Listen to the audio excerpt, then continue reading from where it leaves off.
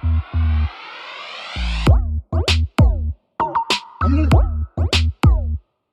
a lot of shame in this hobby, isn't there? Between piles of shame, faction shaming, and most recently, you've probably seen it, that bit on Graham Norton with Henry Cavill, where a few people were a bit upset with how Graham treated old Henry about his love of Warhammer. And that's what we're here today to discuss.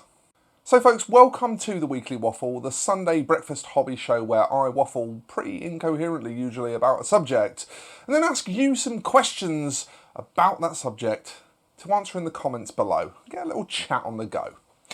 And I want to talk in general about the subject of shame, and this is partly prompted by an excellent video that came out on Saturday of this week by Rising Ape Miniatures. He's a great friend of mine, James. He's a lovely, lovely guy.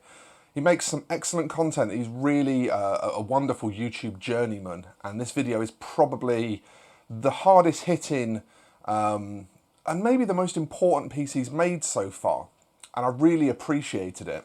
And he's discussing various ins and outs of hobby shame in that video. I will link it below in the description, and after you've listened to this and left a comment, great idea to go and check it out. But I'm not really here to talk about James's video. I'm here to talk about the Graham Norton thing and how it relates to our greater hobby culture, because I think that's quite an important point to discuss.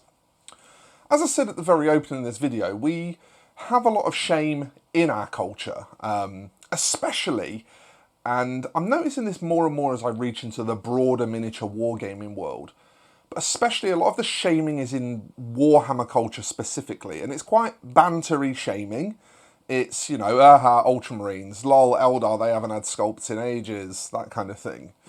Which is, I don't think most people take that too seriously. I don't think most people are particularly hurt by it. I definitely think if you look at the context of Graham Norton's show, he always gives his guests a bit of a hard time. And so I don't think the intention was to be mean to Henry. I think Graham Norton was just being on brand for Graham Norton. I think he was just doing Graham Norton things. And so I doubt Henry's actually particularly seriously upset about it. Obviously I can't speak for him, but I doubt it, because I imagine Henry, when going on that show, also knew that that is just kind of what Graham's like, and he does tend to take the piss out of people a bit. So I don't think it was intended with malice, and I don't think it was received with malice. But does that mean that it was okay? That's an interesting point, isn't it? Because whilst we have a lot of casual shaming, things like, you know, we call our unpainted miniatures our pile of shame. If you look directly behind me over my shoulder, you can see my painted collection of Infinity models. Look, I'll even move aside so you can see there's a few, but not many. There is actually a pile of ones that need stripping as well there, so ignore that. It's probably about 20 odd. Now, if I were to pan my camera up, which I'm not going to do because that'll be all wobbly on the camera stand, you would see boxes more of unpainted Infinity stuff. We all have that backlog, and that's because the serotonin spike we get from buying stuff is not the same as the serotonin spike we get from completing stuff. They're two separate and unrelated things. And the buying stuff is very easy serotonin to get. You just buy the thing, and then you have the serotonin from buying the thing. Whereas completing models, you have to complete an entire model to get that reward. And so we have these piles that it's actually very natural, very human, very normal to understand why we'd have these piles of backlog. It's pure common sense in a hobby like this that involves not only collecting things, but also then processing those things in quite a lengthy way to turn them into game pieces. And when you really think about it, that's very normal for that backlog to exist, because you constantly want that serotonin from your hobby. That's why you do a hobby, to get that spike of feel good. But it's very easy to obtain it by buying stuff, whereas it takes time to obtain it by doing stuff. So piles of shame are kind of bullshit, right? Like, we shouldn't call it that. I've always had a bit of a problem with this. I quite like pile of potential. I think that's fine if you need a word like that. or a phrase like that for it. But I tend to just call mine my backlog mostly. I don't know whether that's me just being a bit pragmatic, a bit clinical maybe, but I don't know. I just call it my backlog. I just call it my unpainted shit on the shelf, or sometimes I will just call it the top shelf. The top shelf is where all the unpainted miniatures live, but that has different connotations depending on how you're thinking about it.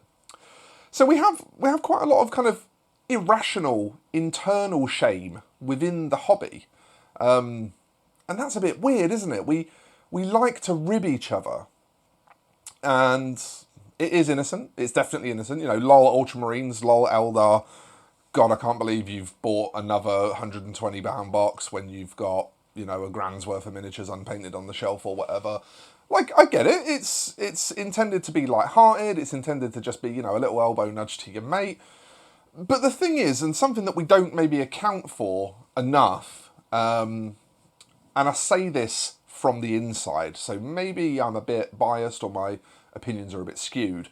Something we maybe don't account for enough is neurodivergency. So people with atypical brain chemistry is essentially the easiest way of saying it.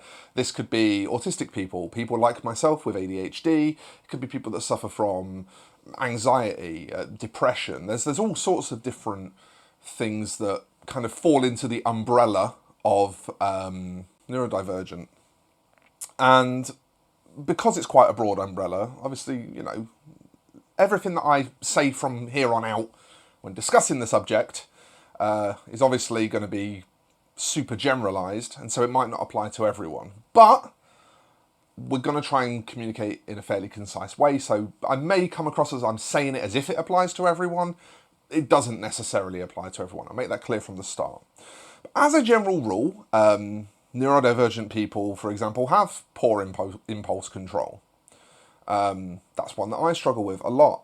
ADHD people tend to be really bad with money. They have very poor impulse control, and they have very addictive personalities. You add those three things together, you can see why I have such a stern stance against what I consider to be predatory marketing strategies. Things like Hasbro, things like Blizzard, things like the way Games Workshop is going now.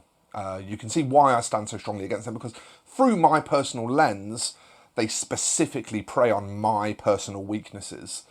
And they're things that I can't help because they're caused by my brain chemistry. They're things that I try to battle against every day. So if you shame someone for their backlog, even if it's just a joke, what if that person's like me? What if that person has ADHD, for example, and terrible impulse control? And the knock-on effect of you casually doing that is that joke shame becomes very real shame. It becomes, oh fuck, I spent money I shouldn't have spent. Or it becomes, oh my God, I really need to curb this. And they start internalizing and they start obsessing. And again, in a lot of neurodivergencies, this is common behavior. And so I think we have to be kind of careful. Similarly, when we're faction shaming, specifically neurodivergent people, again, some of the things that certain conditions may cause is for people to have things like identity crises or a difficulty in establishing a personal identity and relying on external things in order to form their identity. So things like people's sense of self-worth and validation can be very heavily tied into the things that they align themselves with. And that could be, for example, Ultramarines. And if somebody takes the piss out of you for collecting Ultramarines, for most people, it ain't gonna bother them. It's, you know, that's nothing. It's, yeah, whatever. It's my Space Marine faction. Who cares? But what if it's a neurodivergent person who has those identity issues? And their sense of validation and self-worth is tied into that. And what you say could have a very serious knock-on effect for that person.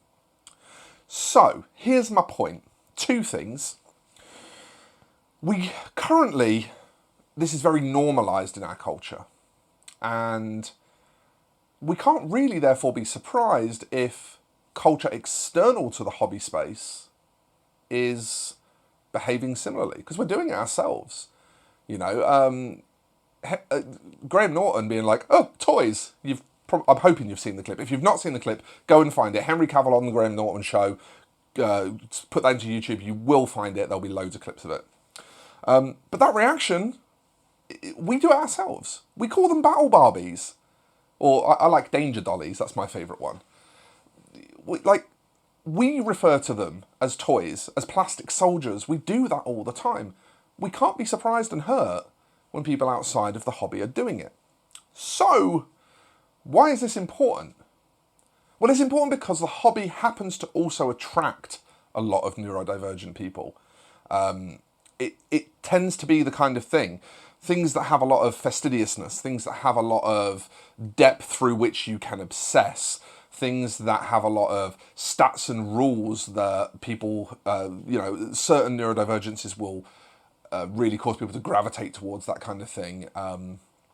In particular, I know from speaking to some autistic friends of mine, and I have sort of crowdsourced these thoughts through several people, not just one, and not just in this specific scenario, but I know that, for example, autistic people are often particularly attracted to things like math problems because they're quite comforting to them. And these games present those kind of problems for them. So, in a world where the hobby is very appealing to people with neurodivergencies, the common culture maybe should be a bit more considerate of them.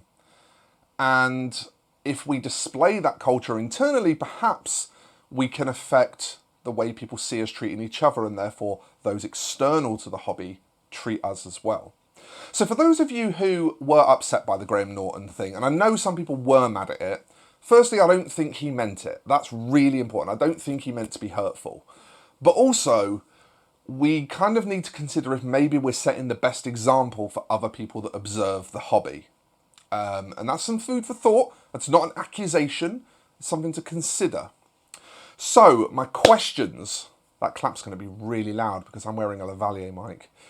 My questions. Does the hobby internally need to be more considerate of neurodivergent people? When we consider that the hobby, by just virtue of what it is extremely attractive to them. Do we need to be thinking about those people more? And I include myself in this. My ADHD definitely causes me to interact with the hobby very differently to, for example, some of my hobbyist friends who have autism or have anxiety. We experience the hobby in very different ways. So I'm saying very broad things with quite narrow terms, as I said at the start of the show, but I hope that what I'm trying to get over makes sense. So do we need to be more considerate of neurodivergent people? And also a little bit of a looser question, was Graham Norton in the wrong? Or do we, for want of a better expression, bring it on ourselves a bit because of our internal culture? What do you think? Let me know in the comments. That's the questions for this week. Do we need to be more considerate of neurodivergent people? And was Graham Norton in the wrong? Did he do wrong with the way he treated Henry Cavill in relation to his Warhammer hobby? I want to know what you think. I want to have a chat about this. It's a subject that's very close to my heart, so please let's keep it very respectful, because when people really care about things, that's when it's very easy to get heated about things. I know that because I really care about this, so I'd rather not see people in the comments getting heated and being rude to each other. Let's keep it kind, let's keep it respectful. Let's get in the comments and talk about it. As always, if you like this video, give it a thumbs up. If you want to subscribe to the channel for more weekly Waffle, more regular hobby content, lots of Infinity content, I am publishing my first... Again, I just bonked my mic. I'm publishing my first Infinity Tactica video soon. That's going to be sweet. In fact, that's coming out on Wednesday. So please do consider subscribing. And of course, if you wish to support myself and the channel, access our wonderful Discord community and a bunch more benefits, do check that Patreon link below in the description as well. I'll be back next weekend with more weekly Waffle. I'll be back on Wednesday with that Infinity Tactica video. You're going to see plenty of me. So folks, thank you so much for watching. I'll see you soon.